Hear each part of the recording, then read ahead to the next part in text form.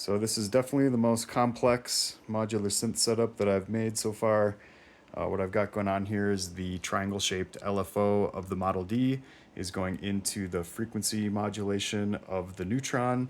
So, constantly twiddling around with the frequency cutoff of that device. I also have the filter contour coming out of the Model D, going into the sample and hold input on the Neutron. That sample and hold is going into an attenuator, the second attenuator, and from that attenuator, I'm using that to change the filter modulation on the East Beast. So constantly twiddling around with this knob here based on the inputs coming from that sample and hold.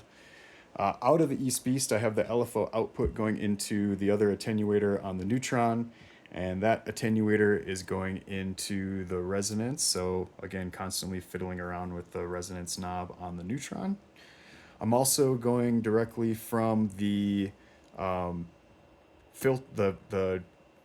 voltage controlled filter directly into the voltage controlled amplifier. So essentially what I'm doing here is just skipping the drive and the delay circuits of this modular synth.